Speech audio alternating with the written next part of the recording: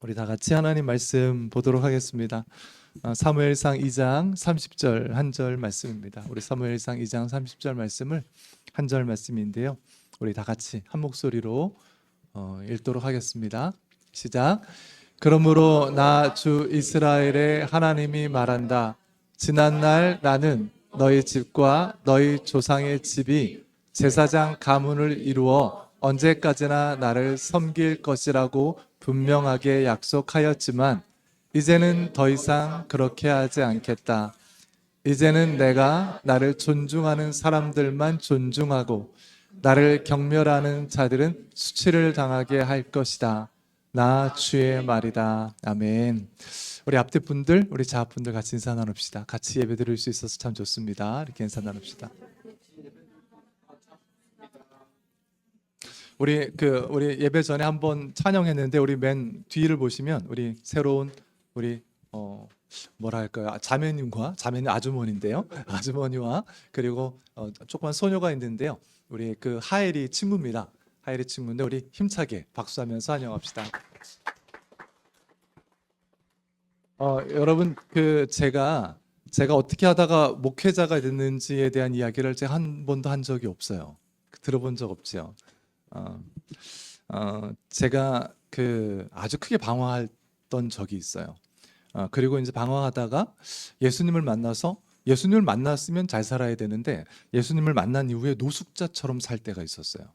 거의 뭐 교회에서 기거하며 직장도 없이 큰 교회였는데 큰 교회 유치부실에 이렇게 짱 박혀서 자다가 거기서 막 계란으로 혼자서 몇몇 청년들하고 밥해 먹다가 주일날 예배 시간 되면 다시 다 치워서 없애고 예배드리고 씻지도 못해. 뭐 그런 적이 있었어요. 나는 뭐 하는 사람일까? 내 인생은 어떻게 될까? 그 사람들이 교회 안에서 누가 그러고 있으니까 멀쩡한 청년이 그러고 있으니까 이상한 눈빛으로 보지 않겠어요? 과연 저 사람은 누굴까? 저 사람의 정체는 뭔가? 이상한 눈빛으로 볼 때 그때 방황하고 정신이 없고 내 앞의 길이 어떻게 될까를 헤맬 때 저에게 아주 귀한 친구가 되어줬던 사람들이 있었어요. 음, 그 중에 한 명이 저기 뒤에 계신 자매님의 남편이에요. 이재인이라는 형제님이고 그리고 가끔 설교 때 이야기 나누는 그 수원교회에 있는 김 목사님이고 우리 전 목사님이고 또 한 분 있는 윤 선교사님은 순교하셨죠. 그 청년들이 아무것도 아닌 저에게 친구가 되어줬었어요. 다 꺼리고 다 싫어하고 가까이 가기를 무서워할 때 정말 가까이서 따라주면서 이야기 나누면서 맛있는 거 사주면서 친구가 되어줬어요. 음, 그 친구가 되어줬던 친구의 와이프이고 또 딸이에요.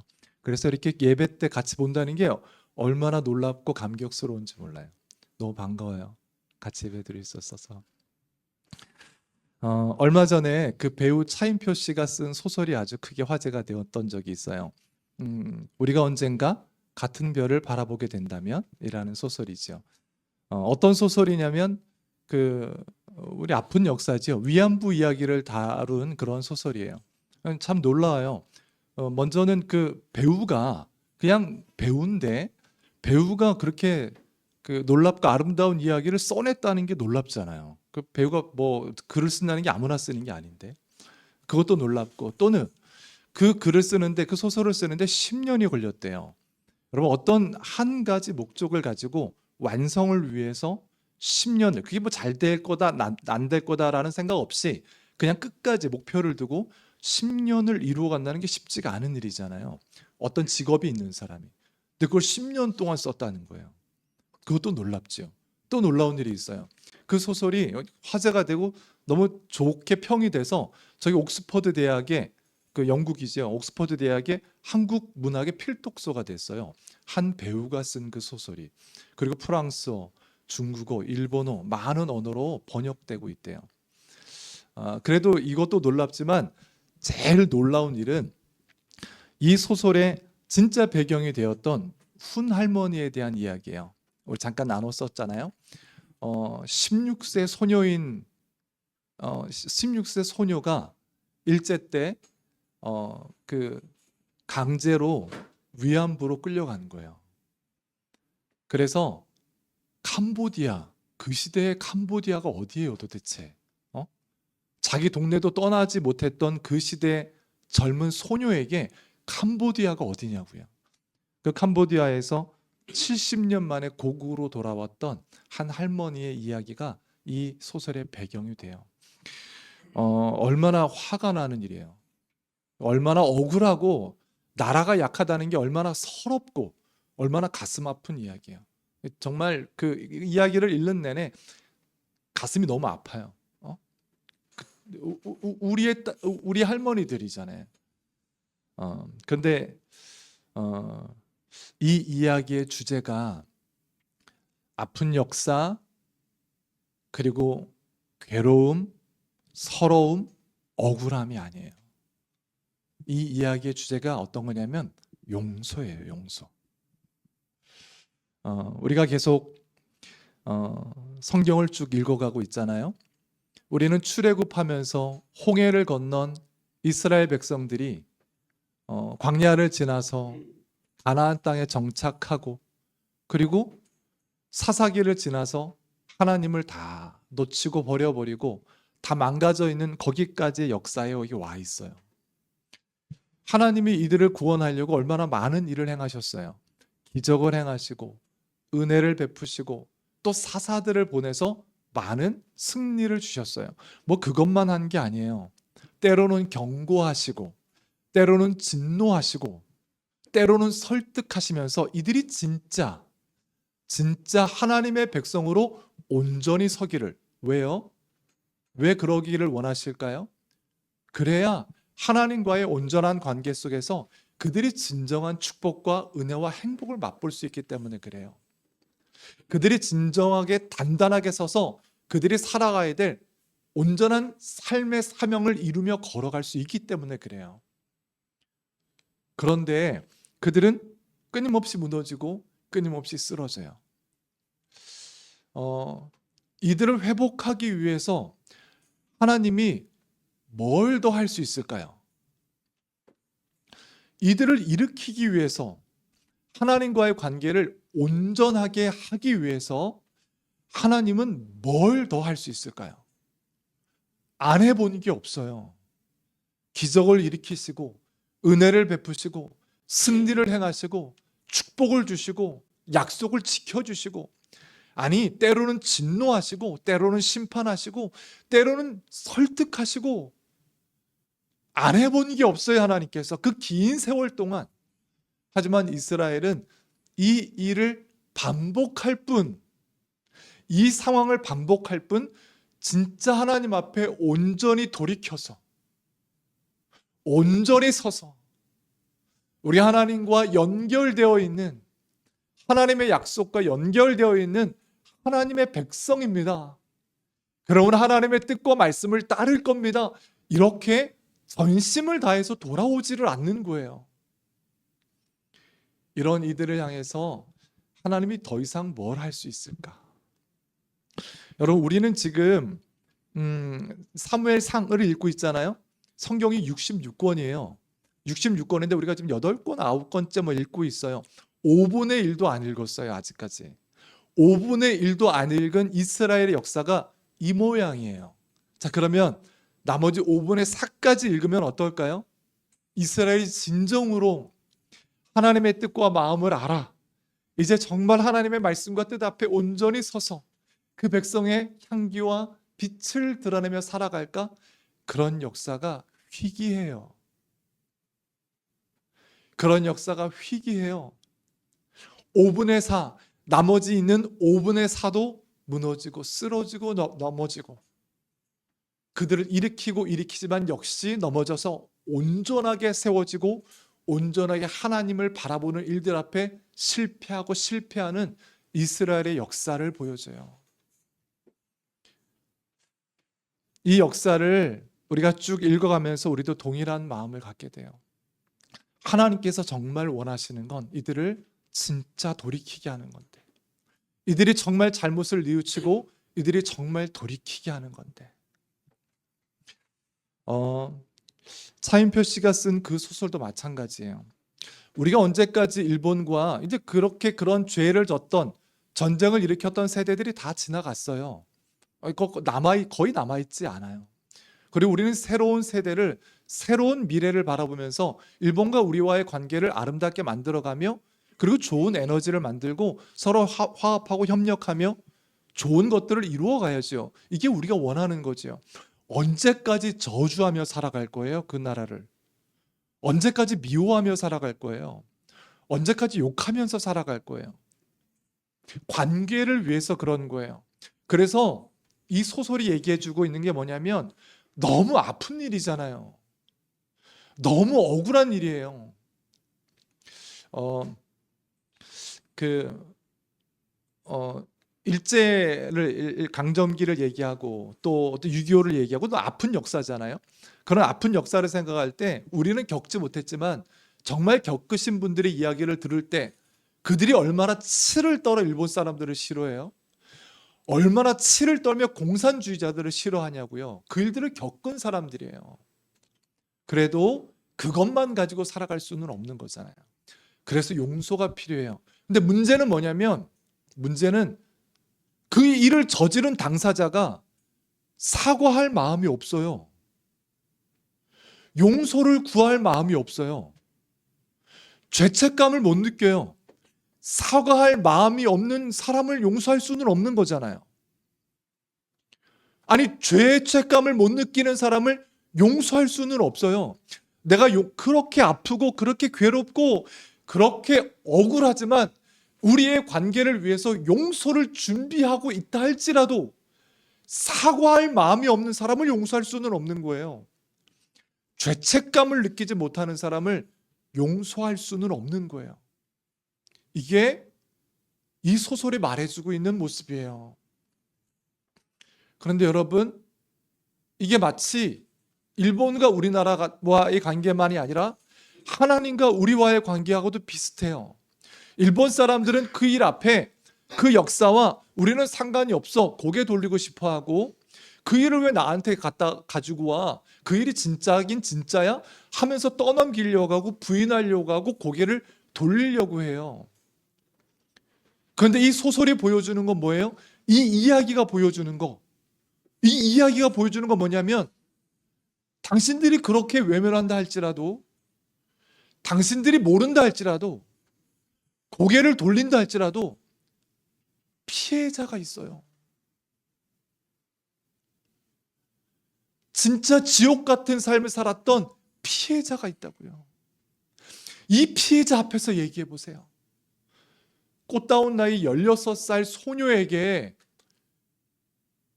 그의 인생을 생각해 보세요. 생지옥이지 않았겠어요? 아무도 모르는 곳에서 밤마다 알지 못하는 수도 없는 많은 남자들을 겪으면서 자기 인생이 어떤 인생이라고 알았을까요? 자기 삶과 자기 인생이 어떤 정체성을 가졌을까? 그가 나의 미래는 어떤 미래라고 생각했을까요? 아니, 그 소녀의 아버지가 그 소녀를 본다면 어떤 마음이었을까? 그 소녀의 엄마가 그 소녀를 본다면 어떤 마음이었을까?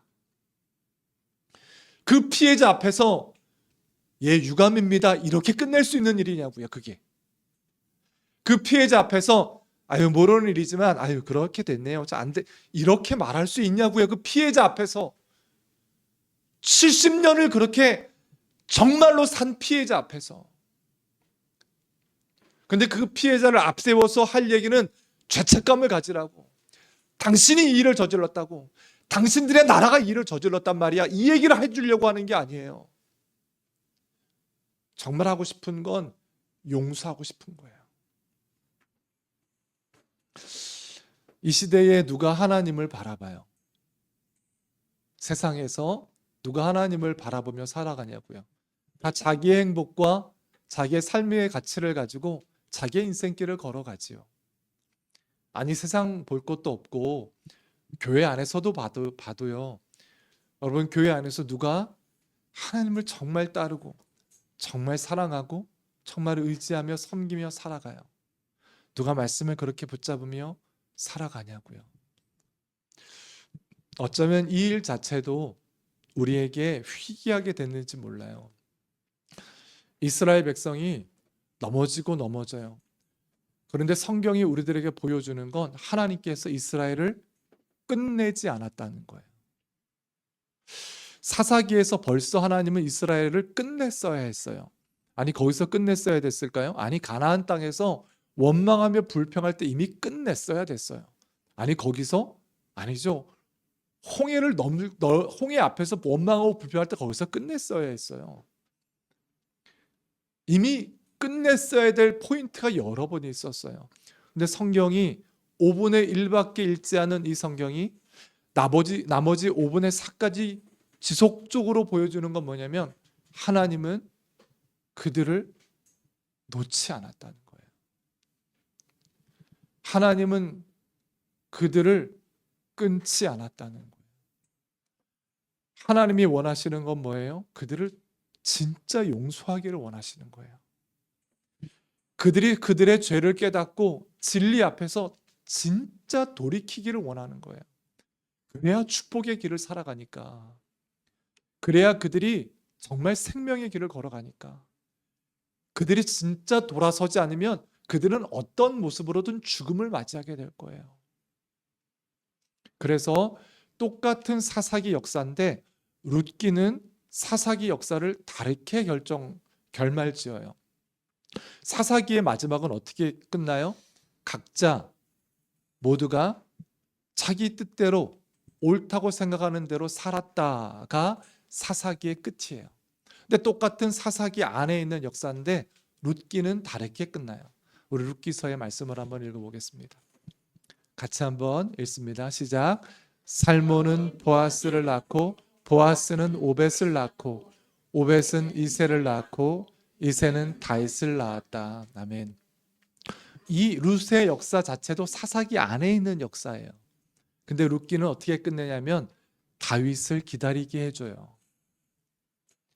하나님을 찬양한, 하나님을 경배한, 그래서 이스라엘을 전체를 하나님의 예배 앞에 세웠던 다윗을 기다리게 해줘요. 하나님은 여전히 이스라엘을 소망하고 이스라엘을 붙잡고 있어요. 이 시대 많은 사람들이 하나님이 나와 뭔 상관이야? 내가 내 행복을 찾아 의미 있는 삶을 가치 있게 살면 그만이지. 아니, 교회 안에서도 말씀을 알고 말씀을 붙잡고 있는 우리조차도 그래요. 내가 예배 잘 드리고 내 행복을 찾아가면 되지 라고 살아갈 수 있어요. 그러면서도 우리는 이스라엘의 역사를 반복하는, 넘어졌다 일어났다 넘어졌다 일어났다, 진짜 하나님의 말씀과 하나님의 진리로 서는 게 아니라, 이럴 때 성경 전체가 우리들에게 보여주는 게 이 소설과 똑같아요. 피해자를 보여주는 거예요. 그 피해자가 십자가 위에 서 있는 예수님이에요. 일본은 저 구석에 있는 사람들, 일본 저 시골에 있는 사람들, 그 역사를 살아가지 않는 사람들, 우리는 상관없는데요? 우리 왜 우리한테 그런 말을 해요? 나는 그런 얘기 잘 알지도 못해요. 그 일이 정확하기는 한 거예요? 라고 말하는 그들 앞에 그 16세 소녀, 다 늙어서 90이 된 그 할머니를 보여줬을 때 그렇게 말할 수 있냐고요. 그 피해자를 보여주는 거예요. 똑같아요. 성경이 우리들에게 보여주는 건 피해자를 보여준 거예요. 십자가 위에서 죽고 있는 예수님을 보여주고 있는 거예요. 아니, 우리는 그게 왜 나와 뭔 상관이냐고요. 어떤 청년이 십자가에 달리는 게 나와 무슨 상관이고, 내가 열심히 내 가치와 내 행복을 찾아가는 나에게 그 성경은 뭐고 예수는 뭐예요? 라고 말할 때 성경이 얘기해줘요. 아무것도 모른다고 해서 그 피해자가 없어졌고 그 역사에서 그 사건이 없지 않은 것처럼 성경이 우리들에게 얘기해줘요. 예수님은 그냥 좀도둑처럼 여러 가지 뭘 훔쳐서 십자가에 달린 분이 아니에요. 예수님은 큰 죄악을 져서 십자가에 달린 분이 아니에요. 예수님의 십자가는 성경이 얘기해줘요. 당신들의 죄 때문입니다라고 얘기해줘요. 당신들은 외면하고 당신들은 아니라고 말하지만 피해자가 여기 서 있어요 라고 말해주는 거예요. 예수님의 십자가는 당신들이 하나님을 떠나고 우상을 섬겼기 때문입니다. 그 피해자입니다라고 보여주는 거예요. 예수님의 십자가, 예수님이 피 흘리고 있는 그 십자가는 당신들이 창조주 하나님을 외면했습니다. 각각 여러분들이 제 갈 길을 걸어갔습니다. 창조주를 외면하고 말씀을 외면하고 자기의 살 길을 찾아서 각기 제 갈 길을 갔기 때문입니다. 예수님이 십자가를 맞은 이유는 여러분들이 그 갈 길을 가면서 여러분들이 졌던 여러분들의 질고 때문에 그렇습니다. 라고 피해자를 보여주는 거예요. 그 예수님의 십자가 앞에서 유감이네요 라고 말할 수 없어요. 그 예수님의 십자가 앞에서 나와 상관없는데 왜 그런 일이 벌어졌죠? 괜히 굉장한 일이네요 라고 말할 수 없다고요. 피해자가 있어요. 창조주 하나님의 아들이 거기 있어 피 흘리고 있다고요. 그 모습이 여러분 죄책감을 가지세요. 맞아요. 그것도 맞아요. 여러분 안타까움을 가지세요. 그것도 맞아요. 여러분 이것 때문에 몸부림치며 괴로워하세요. 이것도 맞아요. 하지만 진짜 예수님이 원하시는 건, 진짜 하나님이 원하시는 건 나는 정말 너희를 용서하고 싶어, 그거예요. 이 십자가 위에 서 있는 내 아들을 봐. 내가 원하는 건 너희들이 이 용서 안으로 진짜 들어오는 거야. 죄를 모르는데 어떻게 용서를 구하겠어? 잘못한 거를 모르는데 어떻게 용서를 구해야겠냐고. 그런데 이 십자가 위에서 죽어가고 있는 예수를 보라고. 그리고 용서를 구해. 내가 창조주 하나님을 외면했다는 용서를 구하라고. 내가 내 인생을 내가 원하는 대로 내 갈 길을 걸어갔다고. 내가 하나님의 말씀을 무시하고 내 인생을 내가 주인으로 살아가면서 그리스도를 때리고 그리스도의 옆구리를 찌르고 그리스도를 옷 뺏기고 그리스도를 죽였다는 것을 고백하면서 용서 안으로 들어오라고. 이게 사사기를 지나 룻기를 지나 사무엘상을 맞이한 이제 성경의 5분의 1 정도를 읽은 하나님의 마음이에요. 하나님은 그래서 우리가 우리들의 죄를, 내가 주인 되려고 했던 그 죄를 십자가 앞에서 그 피해자가 되신 예수님 앞에서 정말 보기를 원하시는 거예요. 하나님을 버리고 내 행복을 찾아 그리스도를 죽인, 그래서 죽어가고 있는 예수님의 피 흘림을 진짜 보기를 원하시는 거예요. 그래서 내 앞에 십자가의 예수를 세우신 거예요. 그 예수 그리스도의 십자가 앞에 하나님 내가 정말 그 진리 앞에, 그 예수님의 말씀 앞에 돌이키겠습니다. 하나님, 내가 용서를 구합니다. 나를 용서해 주십시오. 내가 걸어갔던 길이 예수님의 십자가를 만들었습니다. 나를 용서해 주십시오. 하며 하나님의 온전한 약속 안에, 하나님의 온전한 관계 안에, 하나님의 온전한 구원 안에 살아가는 우리 모두가 되는 은혜가 있기를 축복합니다. 이 하나님께서 이스라엘을 놓치고 있지 않은 약속의 끈이에요. 약속이 얼마나 대단해요. 성경에서 우리는 약속이라고도 듣고 언약이라고도 듣고 계약이라고도 듣지요. 그런데 참 말이라는 게 있잖아요. 말이라는 게 유통기한이 있는 것 같아요. 꼭 유통기한이 있는 것 같아서 처음 들을 때는 그 말의 느낌과 의미가 생생하게 살아있다가도 시간이 좀 지나면 그 말의 의미가 없어져 버려요. 그래서 그 단어가 그 단어처럼 들리지 않아요. 처음에 누군가에게 사랑해 이 얘기를 들으면 어때요? 가슴이 터질 것 같잖아요. 세상을 다 얻은 것 같아요. 가슴이 터질 것 같아요. 그런데 뭐 사랑해 계속 사랑해 이 얘기를 듣잖아요. 그러면 그냥 그런가 보다 싶어요. 미안해도 마찬가지예요. 미안해도 처음 들을 때는 정말 그렇구나. 근데 계속 들으면 또 그렇다고요.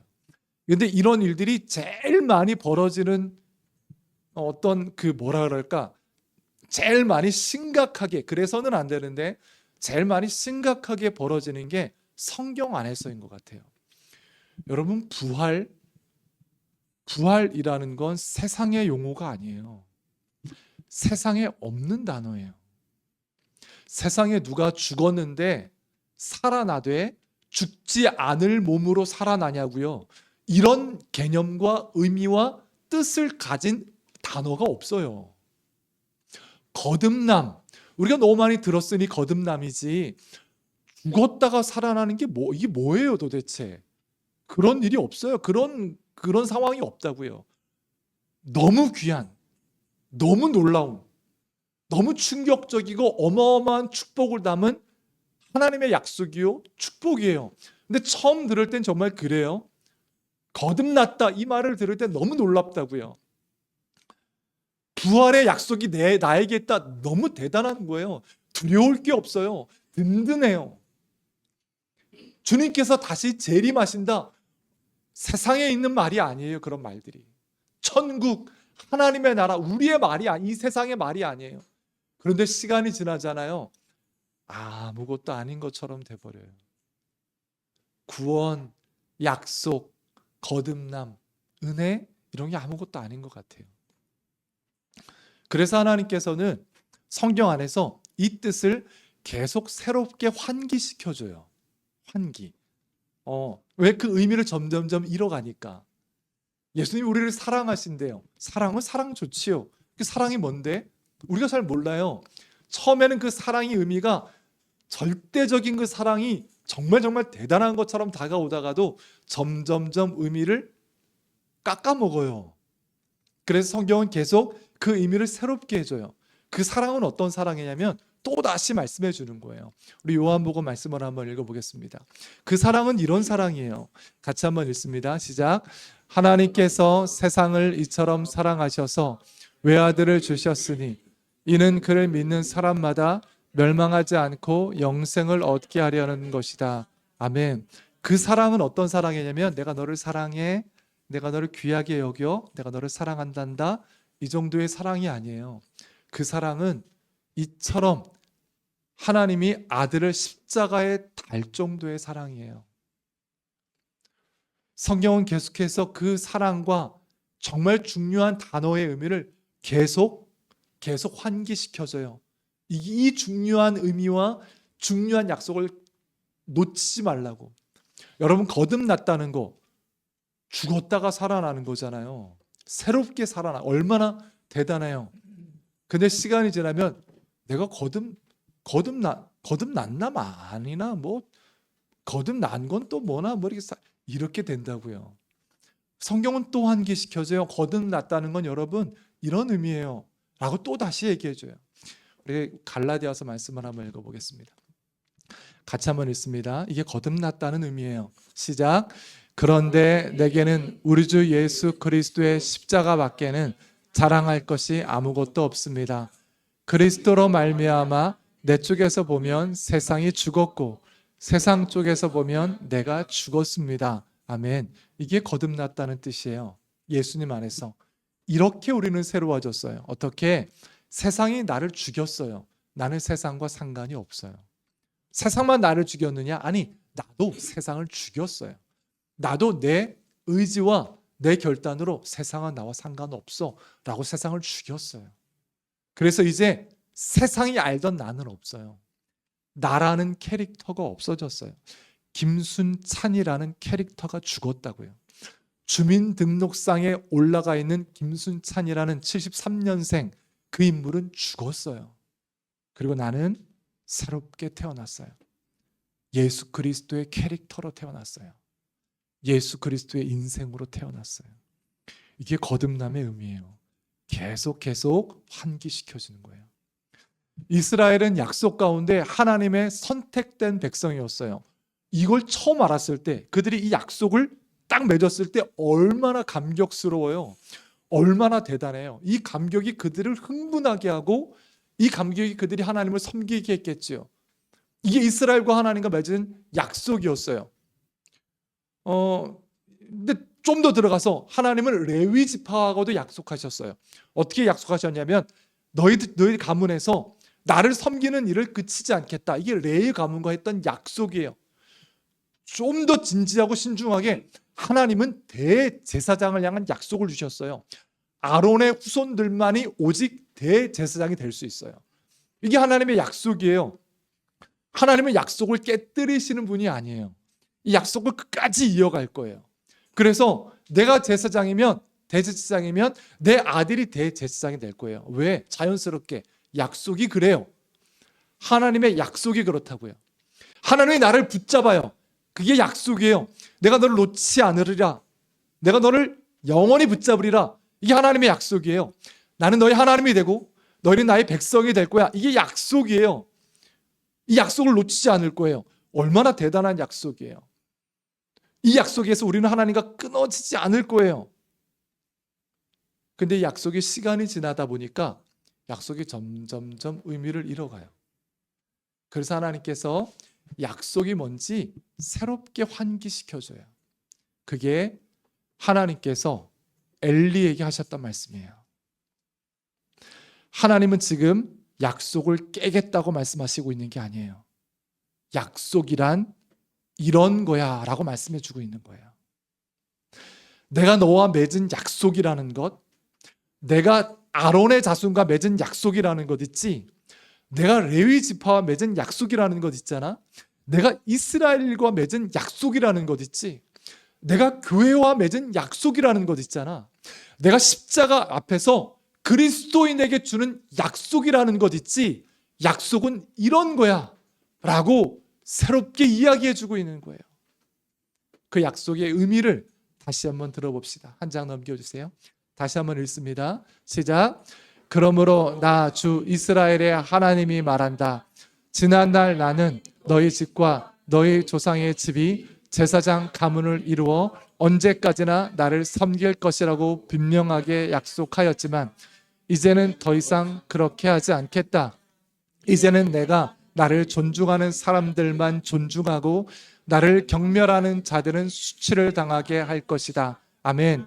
이제는 내가 나를 존중하는 사람들만 존중하고 그게 약속을 지키는 사람이고 이 말이에요. 나를 경멸하는 자들은 수치를 당할 것이다. 그게 약속을 지키지 않은 자, 그게 약속을 버린 자, 그게 약속을 깨뜨린 자다라는 걸 얘기해 주고 있는 거예요. 아니 약속이 나에게 있는데요. 어떻게 살든 상관없잖아요. 나는 약속이 있는데 하면서 걸어갔던 인생이 엘리의 제사장의 인생이었어요. 엘리 제사장도 하나님 앞에 온전히 서 있지 못하고 그 모습을 그대로 자녀에게 물려줬어요. 약속이 있으니 그냥 물려주는 거지. 아니, 너는 지금 약속을 지키고 있지 않아. 너는 약속을 지키고 있다고 생각할지 모르지만 그건 약속을 지키고 있는 게 아니야. 약속이 뭔 줄 알아? 약속이라는 게 어떤 건 줄 아냐고. 나를 하나님으로 존중하고 있는 거야. 그 약속을 지키고 있는 거야. 그럴 때 내가 너를 내 백성으로 존중할 거야. 이게 내가 약속을 지키고 있음이야. 여러분, 이게 약속이에요. 이 약속을 우리들에게 가지고 와보자고요. 우리는 십자가 위에서 그리스도와 함께하는 약속이 있어요. 약속이 있으니 구원이 있고, 약속이 있으니 은혜가 있고, 약속이 있으니 우리에게 펼쳐진 많은 좋은 것들, 영광스러운 것들이 있어요. 하나님은 약속을 지키시는 분이에요. 하나님은 십자가를 통한 약속을 지키실 거예요. 그래서 그분은 십자가를 통해서 나는 너의 하나님이 되어주고 너희는 나의 백성이야. 내 자녀가 될 거야. 그래서 이 약속 때문에 약속이 있으니까 뭐 어때 아무렇게나 살면 되는 거지? 아니, 그는 약속 안에 있지 않은 사람을 보여주는 거예요. 그게 이스라엘의 역사였어요. 그들은 우상을 섬기면서 하나님을 무시했어요. 약속이 있는데요? 아니, 하나님을 무시한 걸 보니 그들은 약속을 깨뜨린 거예요. 그들은 말씀과 하나님의 뜻을 배신하면서 살아갔어요. 아니, 우리가 약속의 백성인데요? 아니, 하나님의 말씀과 하나님의 뜻을 배신하는 걸 보니 너희들은 하나님의 약속과 상관없음을 증명하고 있는 거예요. 그들은 하나님을 섬기지 않으므로 자기가 원하는 대로 살아가면서 하나님께 수치를 안겨드렸어요. 그러면서 약속이 우리에게 있는데 우리 하나님의 백성인데 하고 살아갔어요. 아니, 하나님께 수치를 안겨드리는 걸 보니 너희들은 약속 가운데 있지 않는 사람인 거예요. 여러분, 이렇게 다시 나에게 데리고 와보세요. 약속을. 우리는 때로는 신앙생활을 하면서 이렇게도 고백해요. 아니, 십자가를 믿는데, 믿으면 구원이고 약속 안에 있는데 내 인생은 왜 이렇게 축복이 없냐고, 내 인생은 왜 이렇게 잘 풀리지를 않냐고, 내 인생은 왜 이렇게 행복하지 않고, 내 인생은 뭐 이렇게 뭐 좋은 일이 막 일어나지 않냐고, 하는 것마다 잘 되고 행복하고 기쁘고 즐겁고 웃음이 꽃이 만발하고 좀 그래야지, 약속이 있는데 왜 이래 하면서 원망하며 불평할 때도 있고요. 또 때로는 이게 약속만 믿는다고 되는 게 아니구나, 내가 내 나름의 행복과 내 나름의 삶의 가치를 찾아 걸어가야 되겠어. 그게 하나님의 말씀을 좀 벗어난 거라 할지라도, 하나님을 섬기는 것에 좀 빗나간다 할지라도 그냥 내가 행복한 게 중요한 거잖아. 우리 가정이 축복된 게 중요한 거잖아. 거기로 쫓아가야 되겠어 하면서 또 많은 사람들이 걸어가요. 그건 약속이 아니에요. 약속 안에 있는 게 아니에요. 오늘 사무엘상 이 말씀이 약속이 뭔지를 다시 가르쳐줘요. 약속은 하나님을 존중함으로 서 있는 거예요. 하나님의 말씀을, 하나님의 뜻을, 하나님의 마음을, 하나님을 예배함을 어떤 상황에서도 존중하며 서 있는 거예요. 그럴 때 하나님께서 그 약속 안에 나를 어떻게 대하시는지를 보세요. 그분은 내 인생을 존중해 주실 거예요. 그분은 내 인생을 온전히 세워주실 거예요. 왜? 약속 안에 있기 때문에 그래요. 엘리 제사장이라는 직분 철밥그릇 같은 거예요. 어떻게 해서든 그 제사장의 직분이라는 게 끊어지지 않는 거예요. 그 약속을 믿고 나는 약속 안에 있으니 괜찮아 하면서 마음껏 살아갔던 엘리와 그의 가족들, 마치 이스라엘을 보여주는 것 같아요. 우리는 선택됐어, 마음껏 살아도 괜찮아. 마치 오늘날 우리를 보여주는 것 같아요. 나는 믿습니다 고백했어. 나는 예수 그리스도의 십자가를 믿는다고 고백했다고. 그 십자가 때문에, 그 십자가를 주신 하나님을 존중하냐고요. 하나님의 은혜 앞에 존중함과 경배함으로 있냐고요. 그게 약속 안에 있는 거예요. 그 약속 안에 있을 때 슬픈 일이 있을 수 있죠. 어려운 일이 있을 수 있어요. 또 원했던 것들이 잘 안 될 수도 있죠. 아니, 큰 사고를 당할 수도 있어요. 하지만 그때에도 나는 하나님을 존중하고 있어요. 하나님을 경배하고 있어요. 왜? 내가 약속 안에 있는 사람이니까.